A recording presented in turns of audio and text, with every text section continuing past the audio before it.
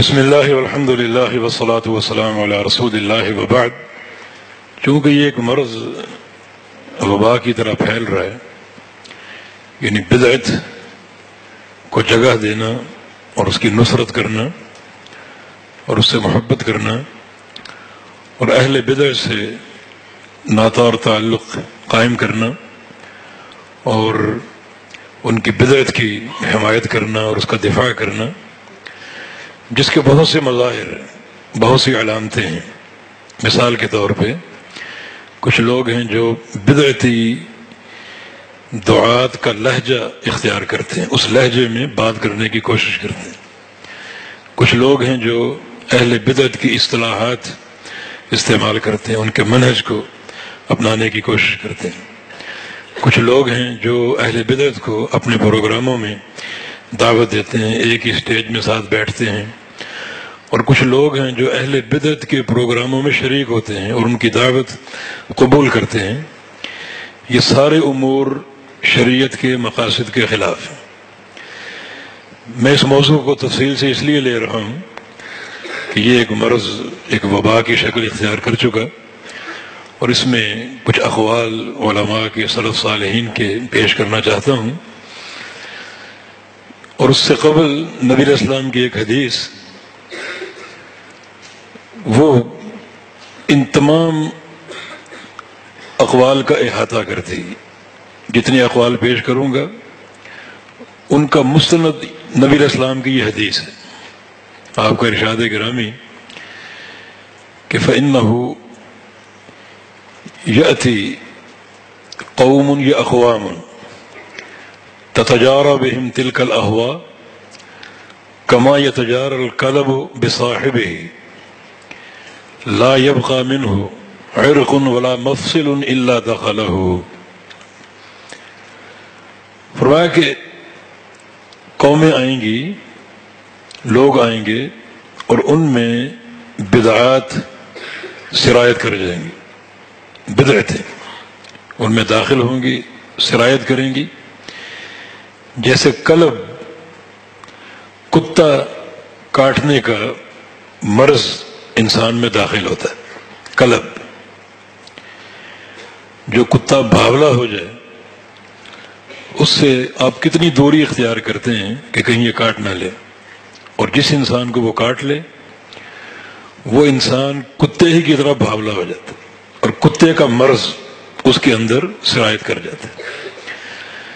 نبی علیہ السلام یہاں کیا سمجھانا چاہتے ہیں کہ لوگ آئیں گے، ان لوگوں میں بدعات سرایت کریں گی، داخل ہوں گی، جیسے بھاولے کتے کے کاٹنے سے اس کا مرض اس انسان میں داخل ہو جاتا ہے۔ یہ کلب، جو بھاولے کتے کا کاٹنا، یہ کب ممکن ہے؟ جب انسان اس کے قریب جائے۔ جو شخص کتے سے دور ہو اور دور رہے اور دوری اختیار کرنے میں کامیاب ہو جائے، کتا اس کو کاٹ سکے گا؟ کس کو کاٹے گا؟ جو اس کے قریب جائے گا، اس کو کاٹنے میں کامیاب ہو جائے گا۔ اور کتا اگر کاٹ گیا تو وہ جو اس کا بھاولا پن ہے، اس کا پاگل پن، وہ اس شخص میں سرایت کر جائے گا۔ تو یہ مثال ہے ایک بدعتی انسان سے دوری اور اس کے قرب کی۔ اس سے اگر دور رہو گے تو آپ اس کے شر سے بچ جاؤ گے، جیسے بھاولے کتے کے شر سے بچ جائیں گے اس سے دور رہنے کی بنا پر۔ اور بدعتی انسان کے قریب جاؤ گے تو اس کا شر جو ہے وہ آپ میں سرایت کر سکتا ہے، جیسے بھاولے کتے کے قریب جانے سے وہ کاٹ سکتا ہے، اور پھر اس کا بھاولا پن اور اس کا سارا زہر آپ کے اندر سرایت کر جائے گا، اور آپ اسی کتے کی طرح بھاولے ہو جائیں گے۔ اسی طرح بدعتی انسان کا قرب، اس کی مصاحبت اور مجالست، یہ آپ کے اندر اسی طرح اثر انداز ہو سکتی ہے، اور آپ بالکل اسی طرح اسی کے حکم میں شمار ہو سکتے ہیں جو بدعتی انسان کا حکم ہے۔ لا يبقى منه عرق ولا مفصل الا دخله۔ یہ بھاولا کتا جب کاٹتا ہے تو پھر اس کا اثر اس انسان کے رگ و ریشے میں ظاہر ہو جاتا ہے، داخل ہو جاتا ہے، اور وہ انسان اپنی جگہ بھاولا ہی بن جاتا ہے۔ اس طرح ایک بدعتی انسان کا قرب ایک انسان اگر اختیار کرے گا تو اس کا زہر اس کے اندر جو ہے وہ اثر انداز ہوگا۔ بقول ابن قیم رحمہ اللہ کے کچھ لوگ ایسے ہیں جن کی مصاحبت زہر سے بدتر، جس شخص کے اندر زہر داخل ہو جائے اس کو شاید کوئی تریاق مل جائے، اگر اللہ چاہے تو کوئی تریاق اس کو مل جائے، ورنہ کہہ دو کہ احسن اللہ عزاک، تو مر گیا، تو اب زندہ نہیں ہے، احسن اللہ عزاک، اس کو تریاق نہیں مل سکتا، اور اس مرض کا کوئی علاج نہیں ہے۔ ہاں اللہ چاہے تو اس کو پلٹا سکتا ہے اور یہ مرض ختم کر سکتا ہے، وہ ہر شے پر قادر ہے۔ تو یہ نبی علیہ السلام کی حدیث ایک ایسی اساس ہے جو ان تمام اقوال کی ترجمان ہے، یا سارے اقوال اس حدیث کے ترجمان ہیں جو میں آپ کے سامنے ابھی پیش کر رہا ہوں۔ یہ شرح السنہ امام بربہاری رحمہ اللہ کی، جو کہ بڑے شدید تھے اہل بدعت پر، ان پر رد کرنے پر۔ کسی دور میں ایک واقعہ پڑا تھا، ابن رجب رحمہ اللہ نے اس کو نقل کیا ہے کہ ایک دن بغداد میں اچانک خوشبو پھوٹ پڑی، ہر طرف خوشبو پھیلی ہوئی۔ وہ خوشبو کہاں سے اٹھ رہی ہے اس کا مصدر معلوم نہیں ہو رہا تھا، لوگ کبھی ادھر جا رہے ہیں کبھی ادھر جا رہے ہیں، آخر خوشبو کا پیچھا کرتے کرتے قبرستان پہنچ گئے۔ قبرستان سے خوشبو آ رہی تھی اور قبریں بہت تھیں، وہ دیکھتے دیکھتے تلاش کرتے کرتے ایک قبر کے پاس کھڑے ہو گئے، وہ خوشبو وہاں سے پھوٹ رہی تھی۔ وہ قبر امام بربہاری رحمہ اللہ کی تھی، جو ان کی سنت کی محبت اور بدعت کا رد اور نفرت اللہ نے ان کو عطا فرمایا تھا۔ اللہ تعالیٰ اپنی نشانیاں دکھاتا ہے، اور اللہ نے اس طرح ان کے فضل کا اظہار کیا اور اس کی گواہی دی۔ فرماتے ہیں کہ اذا ظہر لک من الانسان شیء من البدع فاحذرہ، کسی انسان سے اگر تمہیں کوئی بدعت نظر آئے تو اس سے بچو۔ فإن الذي أخفى عنك أكثر مما أظهر، بدعت انسان جو چیز آپ کے بارے میں یا آپ کے تعلق سے اپنے دل میں چھپائے بیٹھا ہے وہ اس سے کہیں زیادہ ہے جس کو وہ ظاہر کر رہا ہے۔ یعنی ایک بدعت اگر ظاہر ہوتی ہے، ہو سکتا ہے اس کے اندر 20 بدعات ہوں، اس کا قرب اختیار کرو گے تو آج تو ایک بدعت ہے اور کل ان 20 بدعات میں تم ملوث ہو سکتے ہو۔ ایک بدعت دیکھ لو، اس سے کنارہ کشی اختیار کر لو اور دوری اختیار کر لو۔ فرماتے ہیں وَإِذَا رَأَيْتَ الرَّجُلَ رَذِيءَ الطَّرِيقِ وَالْمَذْهَبِ فَاسِقًا فَاجِرًا صَاحِبَ الْمَعَاصِي ظَالِمًا وَهُوَ مِنْ أَهْلِ السُّنَّةِ فَاصْحَبْهُ، ایک شخص اگر اس کا راستہ گندا ہے، فاسق ہے، فاجر ہے، گناہ کرتا ہے، نافرمانیاں کرتا ہے، ظلم کرتا ہے، لیکن عقیدے کے اعتبار سے اہل السنہ میں سے ہے، فصحبہ، اس کی صحبت اختیار کر لو، اس کے قریب چلے جاؤ، واجلس معہ، اس کے ساتھ بیٹھ جاؤ، فإنہ لیس تضرک معصیتہ، اس لیے کہ اس کی معصیت اور اس کے گناہ تمہیں نقصان نہیں دیں گے۔ لیکن وَإِذَا رَأَيْتَ الرَّجُلَ مُجْتَهِدًا فِي الْعِبَادَةِ مُتَقَشِّفًا مُحْتَرِقًا بِالْعِبَادَةِ صَاحِبَ هَوًى فَلَا تَجْلِسْ مَعَهُ، لیکن ایک شخص اس کے برعکس عبادت گزار ہو، تہجد گزار ہو، اور عبادت کر کر کے کمزور پڑ چکا، جل چکا ہو، اس کا جسم کمزور پڑ چکا ہو، صاحب عبادت ہے لیکن بدعتی ہے، بدعات کا ارتکاب کرنے والا، جو بدعات کو جو ہے وہ رائج کرنے والا، فلا تجلس معہ، اس کے ساتھ نہ بیٹھو۔ یعنی خلاصہ یہ ہے کہ ایک فاسق اور فاجر ہو، اگر اعتقاداً وہ اہل السنہ میں سے ہے اور بدعت کا ارتکاب نہیں کرتا، اس کے ساتھ بیٹھ جاؤ، تمہیں کوئی نقصان نہیں ہوگا۔ لیکن اگر ایک شخص عبادت گزار ہے، تہجد گزار ہے، اچھی اچھی باتیں کرتا ہے، مگر وہ صاحب بدعت ہے، تو اس کے ساتھ نہ بیٹھو۔ ولا تسمع کلامہ، اور اس کی بات بھی نہ سنو۔ ولا تمشی معہ فی طریق، اور اس کے ساتھ راستے میں چلو پھرو بھی نہ۔ فإنی لا آمن ان تستحلی طریقہ فتہلک معہ، کیونکہ مجھے اس چیز کا اندیشہ ہے کہ اس کے ساتھ چلنے پھرنے سے، بیٹھنے سے اس کا راستہ تمہارے لیے سج جائے، سنور جائے، اور تم اس کی طرح برباد ہو جاؤ۔ کنارہ کشی اختیار کرو اگر ایک بدعت بھی اس سے ظاہر ہوتی۔ ایک استثناء یہاں ضروری ہے، یعنی بعض اہل بدعت وہ ہیں جن سے آپ کی قرابت کی کوئی نوعیت ہے، مثلا آپ کا بھائی ہے، اللہ نے آپ کو توفیق دے دی، بھائی کو توفیق نہیں دی، تو اس سے تو اخوت کے ناطے ایک تعلق آپ کا ہے، ہنسنا، ساتھ چلنا پھرنا بیٹھنا، دنیا جانتی ہے کہ آپ کا بھائی، اس سے آپ کا میل جول بدعت کی بنا پر نہیں، اخوت کی بنا پر۔ بعض اوقات بیٹا جو صحیح عقیدے پر آ جاتا ہے، باپ نہیں ہوتا، لیکن باپ کا اکرام تو کرنا ہے، اس سے تعلق تو قائم کرنا ہے، وہ تعلق دینی نہیں ہے بلکہ باپ ہونے کے ناطے۔ بعض اوقات آپ کے کاروباری پارٹنر جو ہے وہ بدعتی ہوتے ہیں، تو ان سے جو تعلق کی نوعیت ہے وہ کاروباری، وہ جائز ہے، وہ دینی نوعیت نہیں ہے۔ یہ فرق آپ ہمیشہ ملحوظ رکھیں۔ فرماتے ہیں رأى یونس بن عبید ابنہ، یونس بن عبید بہت بڑے محدث، اپنے بیٹے کو دیکھا، قد خرج من عند صاحب هوى، ایک بدعتی انسان کے گھر سے باہر نکلے، فقال یا بنی من این خرجت، پوچھا کہ بیٹا کہاں سے آ رہے ہو؟ قال من عند عمرو بن عبید، میں عمرو بن عبید کے پاس سے آ رہا ہوں۔ یہ عمرو بن عبید جو ہے یہ معتزلہ کے مشائخ میں سے ایک شیخ تھا، معتزلی تھا۔ بیٹے نے کہا کہ میں عمرو بن عبید کے گھر سے آ رہا ہوں۔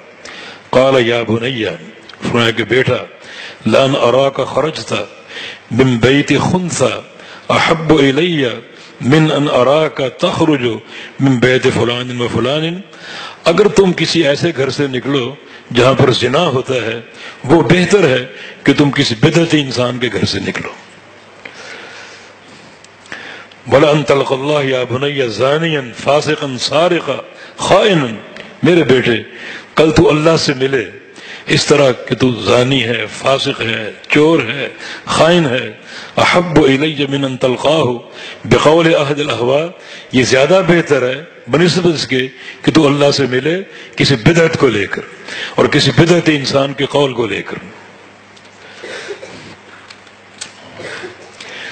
فرماتے ہیں کہ فاحذر ثم احذر اہل زمانے کا خاصتاً بندر من تجالس، اپنے جو زمانے کے لوگ ہیں ان سے بچ کر رہو، چکنے رہو، اور اچھی طرح دیکھو کھلی نگاہوں سے کہ تم کس کی مجالست اور مصاحبت اور صحبت اختیار کر رہے ہو۔ وممن تسمع، کس سے تم علم لے رہے ہو اور سن رہے ہو، ومن تصحب، اور کس کی مصاحبت اور صحبت اختیار کر رہے ہو۔ فإن الخلق كأنهم في ردة إلا من عصمه الله منهم، کیونکہ جوں وقت آگے بڑھ رہا ہے اکثر لوگ ردہ کی طرف جا رہے ہیں، دین سے پلٹ رہے ہیں، دین سے پلٹ رہے ہیں اپنی بدعات کی بنا پر۔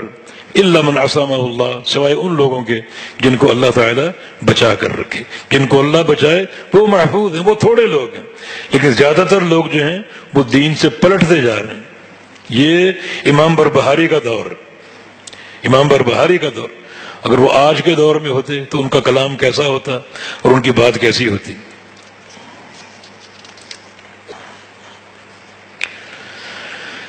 فرماتے ہیں قال مالک بن انس، امام مالک کا قول ہے من لازم السنہ وسلم منہ اصحاب رسول اللہ صلی اللہ علیہ وسلم ثم مات، جو شخص سنت کو لازم پکڑ لے، سنت اس کا اوڑھنا بچھونا ہو اور سنت اس کی حقیقی سواری ہو اور اس کی زبان سے نبی علیہ السلام کے صحابہ محفوظ ہوں، کسی صحابی پر کوئی تانا زنی نہ کرے، کوئی کیچڑ نہ اچھالے، ثم مات، پھر وہ شخص مر جائے، کان مع النبیین والصدیقین والشہداء، تو قیامت کے دن اس کا حشر انبیاء کے ساتھ ہوگا، صدیقین کے ساتھ ہوگا، شہداء اور صالحین کے ساتھ ہوگا۔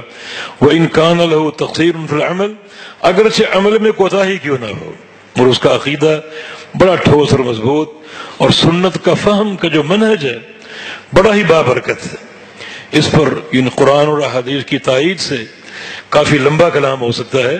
تبارک ہے سنت کی سواری کرنے والا اور سنت کو اوڑھنا بچھونا بنانے والا، جس کی یہی سوچ ہو، یہی اس کا عقیدہ ہو اور یہ اس کی فکر کا محور ہو، تو قیامت کے دن اس سچے عقیدے کی بنا پر وہ انبیاء، صدیقین اور شہداء اور صالحین کے ساتھ ہوگا۔ اگرچہ عمل میں کوتاہی ہو۔ بشر بن حارث فرماتے ہیں السنت ہی الاسلام بل اسلام ہو السنہ، سنت ہی اسلام ہے اور اسلام ہی سنت ہے۔ اگر سنت جاننا چاہیں یہ پورا اسلام سنت ہے، اسلام کو جاننا چاہیں تو پورا اسلام سنت اور پوری سنت اسلام۔ قاضی فضیل بن عیاض بڑے شدید اہل بدعت پر ان کے بہت سے اقوال ہیں۔ ایک قول اذا رأيت رجلا من اہل السنہ فکأنما ارى رجلا من اصحاب رسول اللہ صلی اللہ علیہ وسلم، اگر میں کسی اہل السنہ سنت پر عمل کرنے والے شخص کو دیکھتا ہوں تو ایسا محسوس ہوتا ہے جیسے میں نے اللہ کے پیغمبر کے کسی صحابی کو دیکھ لیا، اور اگر میں کسی بدعتی انسان کو دیکھوں تو ایسا لگتا ہے جیسے اللہ کے نبی کے دور کے کسی منافق کو دیکھ لیا۔ وقال یونس بن عبید العجب ممن يدعو اليوم الى السنة واعجب منه المجيب الى السنة، کہ سب سے یعنی محبت کے قابل وہ شخص ہے جو آج اللہ کے پیغمبر کی سنت کا داعی ہے، اور آج کے پرفتن دور میں وہ شخص اس سے زیادہ خوبصورت اور محبت کے قابل ہے جو سنت کی دعوت کو فوراً قبول کر لے اور جان لے کہ حق یہی ہے۔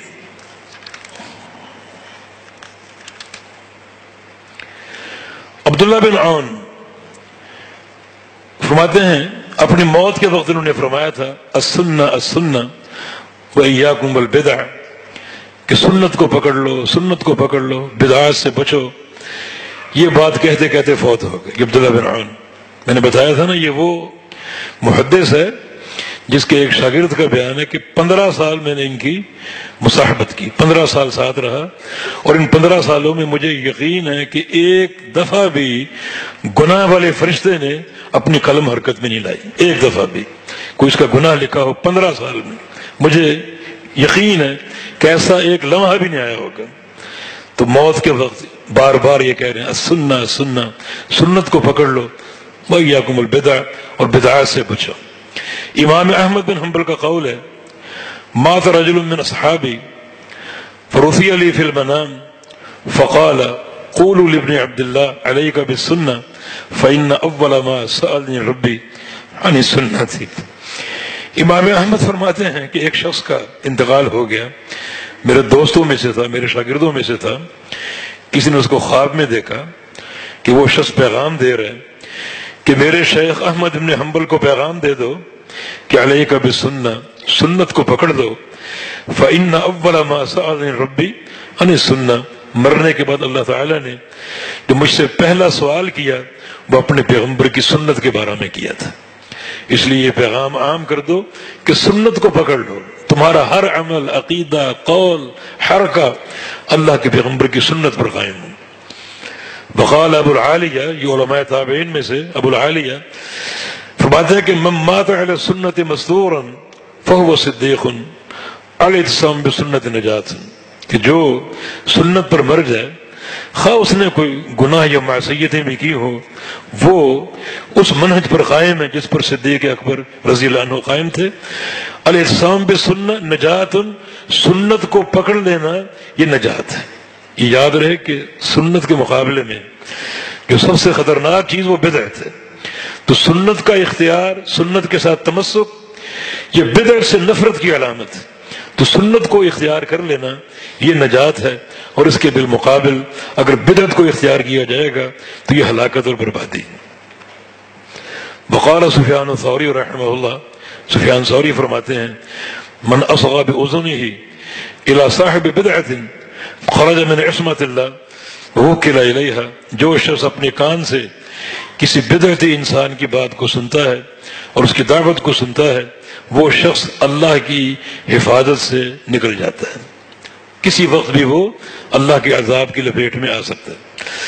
وکل الیہا، اور اس شخص کو اسی بدعت کے سپرد کر دیا جاتا ہے، بس وہ اور اس کی بدعت ہے، اللہ کی حفاظت سے وہ نکل جاتا ہے۔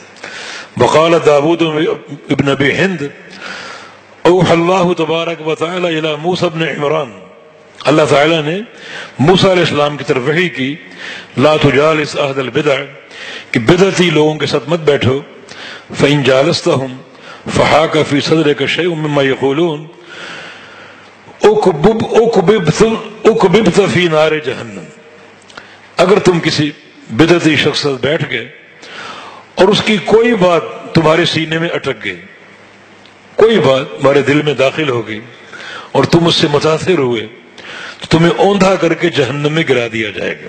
کوئی بات بھی اگر تمہارے سینے میں داخل ہوئی یا تم اس سے متاثر ہوئے۔ وقال الفضیل بن عیاض من جالس صاحب بدعۃ لم یعط الحکمہ، جو شخص کسی بدعتی انسان کے ساتھ بیٹھے گا اسے حکمت نہیں دی گئی، اس کو حکمت نہیں دی جائے گی۔ حکمت کتاب و سنہ، وہ کتاب و سنہ کے نور سے جو ہے وہ محروم کر دیا جائے گا۔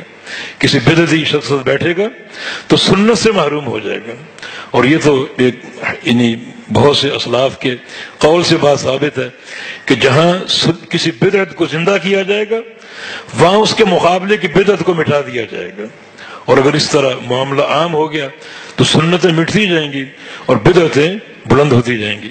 وقال الفضیل بن عیاض لا تجلس مع صاحب بدعۃ فإنی اخاف ان تنزل علیک اللعنہ، کہ کسی بدعتی انسان کے ساتھ مت بیٹھو، مجھے ڈر ہے کہ تم پر لعنت نہ برسے۔ تم نے پہلے بات کی کہ بدعتی ملعون ہے، لعنت کا مستحق ہے، اللہ کی، فرشتوں کی اور تمام لوگوں کی۔ جو شخص اس کے ساتھ بیٹھے گا تو ایک ہی مجلس ہوگی، اس مجلس میں بدعتی پر بھی لعنت برس رہی ہے، تم پر بھی لعنت برسے گی اگر کسی بدعتی انسان کے ساتھ بیٹھو گی۔ وقال الفضیل بن عیاض من احب صاحب بدعۃ احبط اللہ عملہ واخرج نور الاسلام من قلبہ، کہ جو کسی بدعتی انسان سے محبت کرے گا، یہ محبت کے مظاہر ہیں۔ محبت جو ہے وہ کسی دعوے کی محتاج نہیں، کسی بھی شے کی محبت کے مظاہر ہوتے ہیں۔ مثلا جو ہم نے شروع میں بات عرض کی، کسی بدعتی انسان کی نقالی، اس کے لہجے کی نقالی، کسی بدعتی انسان کی اصطلاحات کو اور اس کے منہج کو اپنانا، یہ محبت کے مظاہر ہیں، یہ محبت کے مظاہر۔ کسی بدعتی انسان کو اپنے ہاں دعوت دینا، اپنا اسٹیج پیش کر دینا، کھڑے ہو کر بات کرو، کسی بدعتی انسان کی دعوت پر ان کے ہاں جانا، انتہائی سارے زہریلے اقدام ہیں۔ دیکھنے والے انسان پرلے درجے کے گمراہ ہو سکتے ہیں کہ ہمارے بڑے فلاں کے ساتھ بیٹھے ہیں اور ہنس ہنس کی باتیں ہو رہی ہیں ایک ہی اسٹیج پر، تو مانا وہ بھی ٹھیک ہے۔ بدعت کی غیرت یوں ہی ختم ہو رہی ہے، بدعت اور شرک کی غیرت اسی لیے ختم ہو رہی ہے کہ ہم اپنے بڑوں کو، بزرگوں کو دیکھتے ہیں کہ وہ بدعتی لوگوں کے ساتھ بیٹھے ہیں، ان سے الحاق، ان سے اشتراک عمل۔ تو فرماتے ہیں کہ جو شخص کسی بدعتی انسان سے محبت کرے گا احبط اللہ عملہ، اللہ رب العزت اس کے سارے عمل ضائع کر دے گا۔ کیوں؟ کیونکہ بدعتی انسان کے عمل بھی برباد ہے، اس کی نمازیں، روزے اللہ قبول نہیں کرے گا۔ ابن قیم فرماتے ہیں کہ شیطان کی پہلی کوشش یہ ہوتی ہے کہ بندے کو مشرک بنا دے، اور بندہ اگر شرک نہ کرے تو شیطان کی دوسری کوشش ہوتی ہے کہ اس کو بدعتی بنا دے، اور اگر ان دو جالوں میں سے کسی ایک جال میں بندہ پھنس جائے تو اس کو شیطان چھوڑ دیتا ہے کہ جاؤ بیٹا، جا کے حج کرو، عمرے کرو، روزے رکھو، نوافل ادا کرو، تہجد پڑھو، یتیم خانوں کی کفالتیں کرو، مدارس بناؤ، اب مجھے کوئی پرواہ نہیں، کیونکہ تم شرک یا بدعت میں مبتلا ہو چکے ہو، اور شرک یا بدعت کی موجودگی میں اللہ تعالیٰ کوئی نیکی قبول نہیں کرے گا، اب جو مرضی کرتے رہو۔ تو کسی بدعتی انسان سے محبت کرنے والا اللہ اس کے سارے اعمال کو برباد کر دے گا۔ وَأَخْرَجَ النُّورَ الْإِسْلَامِ مِنْ قَلْبِهِ، اور اس کے دل سے اسلام کا نور نکال دے گا۔ نور تو اللہ کے علم کا اور کتاب و سنت کا ہے، اور اگر یہاں بدعت آ گئی تو یہ ظلمت اور تاریکی، جہاں اندھیرا ہوگا وہاں نور نہیں ہوگا، اور جہاں نور ہوگا وہاں ظلمت نہیں ہوگی۔ ہر انسان کے سینے میں ایک ہی دل ہے، اگر دو دل ہوتے تو ایک کو بدعت کے لیے وقف کر دیتے، دوسرے کو اللہ کی وحی کے لیے، لیکن دل تو ایک ہی ہے۔ اگر نور ہے تو تاریکی نہیں ہے، اور اگر تاریکی ہے تو نور نہیں ہے۔ اور قاضی فضیل بن عیاض ہی کا بیان ہے من جلس مع صاحب بدعت فی طریق فجز فی طریق غیرہ، اگر تم کسی بدعتی انسان کے ساتھ کسی کو دیکھو، تمہارا وہ بھائی کیوں نہ ہو، تمہارا وہ شیخ کیوں نہ ہو، تم وہ راستہ چھوڑ دو اور کوئی اور راستہ اختیار کر لو۔ اس کا یہ معنی ہے کہ عمومی مظاہر میں بالخصوص کسی بدعتی انسان کی مجالست بڑی خطرناک ہے، عمومی مظاہر سے مراد یہ کہ دنیا دیکھ رہی ہے اس بدعتی کی بھی اور اس کے ساتھ آپ کو دنیا دیکھ رہی ہے.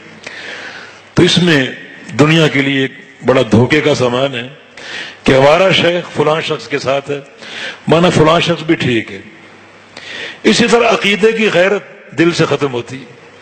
تو تم یہ مت دیکھو کہ میرا شیخ بیٹھا ہے اس کے ساتھ، فجز فی طریق غیر، دوسرا راستہ اختیار کر کے اس کو سلام علیکم خیر بات کہہ کے آگے بڑھ جاؤ، وہاں ساتھ نہ بیٹھو.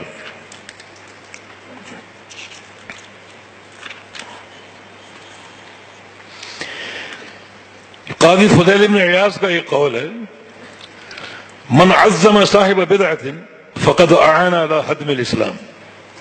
جو شخص کسی بدعتی انسان کی تعظیم کرے اور اس کی توقیر کرے اور اس کی عزت کرے، اس کو عزت دے، اس شخص نے اسلام کی عمارت کو ڈھا دیا، اسلام کی عمارت کو ڈھا دیا. تو من تبسم فی وجہ مبتدع فقد استخف بما انزل اللہ علی محمد صلی اللہ علیہ وسلم.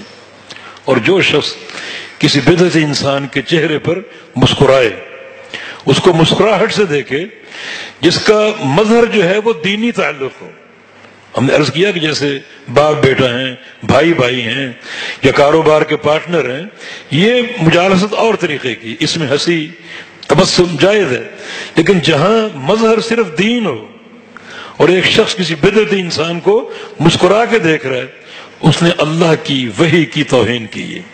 اللہ تعالیٰ نے محمد رسول اللہ صلی اللہ علیہ وسلم جو وحی اتاری اس نے اس کی توہین کی ہے.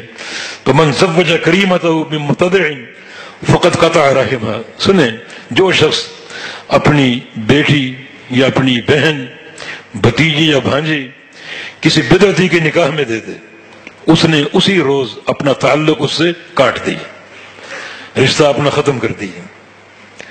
آپ کہیں ٹھیک ہے کوئی پرواہ نہیں، رشتہ ختم ہوا نا، کیا پرواہ ہے؟ نہیں، پرواہ ہے.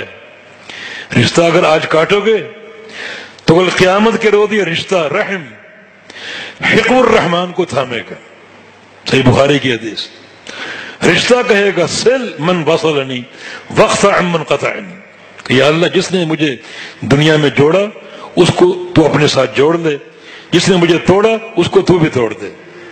تو اگر آج اپنی کسی بیٹی کا، بھانجی بھتیجی کا، بہن کا رشتہ کسی بدعتی سے کرو گے، تم نے آج رشتہ توڑ دیا، رشتہ ٹوٹ گیا.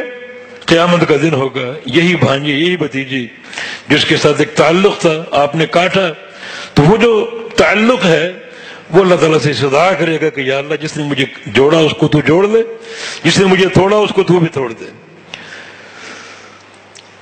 ومن تبع جنازۃ مبتدع لم یزل فی سخط من اللہ حتی یرجع. اور جو شخص کسی بدعتی انسان کے جنازے میں شریک ہو اور جنازے میں پیچھے پیچھے جائے، وہ جب تک جنازے میں موجود ہے اور شریک ہے اس وقت تک اللہ کی ناراضگی میں، اس کی لعنت اور پھٹکار میں ہے. حتی یرجع، حتیٰ کہ فارغ ہو کے واپس لوٹ ہے، جب تک موجود ہے تدفین تک، واپس لوٹنے تک اللہ تعالیٰ کی ناراضگی میں ہے اور اس کی لعنت میں ہے. قاضی فضیل ہی کا قول ہے، من جلس مع صاحب بدعت ورثہ العمی، کہ جو شخص کسی بدعتی انسان کے ساتھ بیٹھے گا اللہ اس کو اندھا کر دے گا، بصیرت کا اندھا. بصارت کا ہو یا نہ ہو، بصیرت کا اندھا. اور قیامت کے دن اٹھے گا اندھا ہو کر، اس کو کچھ سجھائی نہیں دے گا اور نظر نہیں آئے گا. یہ سارے اقوال جو ہم نے بعض میں سے چن کر آپ کے سامنے پیش کیے، ورنہ علماء اور محدثین کے اور بھی بہت سے اقوال ہیں. امام احمد بن حنبل سے حارث المحاسبی کے بارے میں سوال ہوا، جو کہ جہمی تھا اور جہمی نظریات کا داعی تھا کہ اس کے ساتھ تعلق رکھیں یا نہ رکھیں. تو آپ نے شدید الفاظ استعمال کیے، بلکہ اس قول میں یہ ہے کہ احمر وجہہ وانتفخت اوداجہ. یہ سوال سن کر ہی امام احمد کا چہرہ غصے سے سرخ ہو گیا اور گردن کی رگیں پھول گئیں، اور آپ نے شدید غیظ و غضب کا اظہار کیا.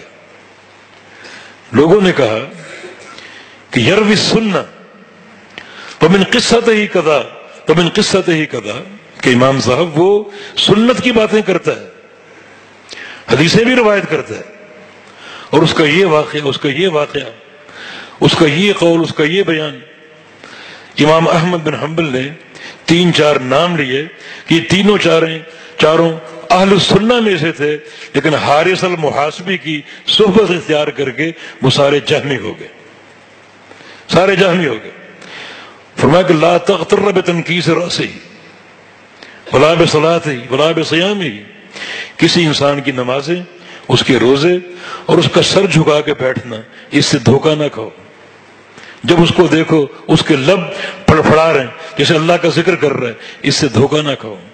اس کے معاملے کو علماء پر پیش کرو، علماء راسخین، علماء ربانیین، اور وہ اگر اس کے منہج کی عقیدے کی تائید کرتے ہیں، اور یہ شروع سے ہی معاملہ چلا آ رہا ہے، شروع سے۔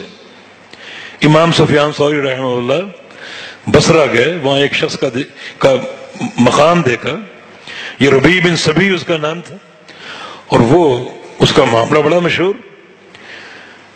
لوگوں سے پوچھا کہ ہم اس کو جانتے نہیں، یہ ربیع کو کون ہے؟ یہ اس کی بڑی مجلسیں ہوتی ہیں، بڑے دروس ہوتے ہیں، اور بڑی اس کو دعوت دی جاتی ہے، کون ہے یہ؟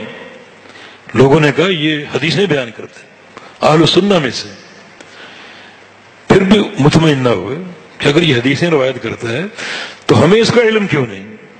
محدثین تو دنیا کے علماء اور محدثین اور ان کے منہج سے آگاہ تھے، اس کا روایتوں میں نام کیوں نہیں؟ اس کی اسانید کیوں نہیں؟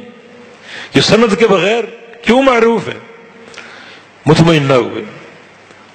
کہا اچھا ایک اور سوال کا جواب دو، زیادہ تر کون لوگ اس کے ساتھ بیٹھتے ہیں؟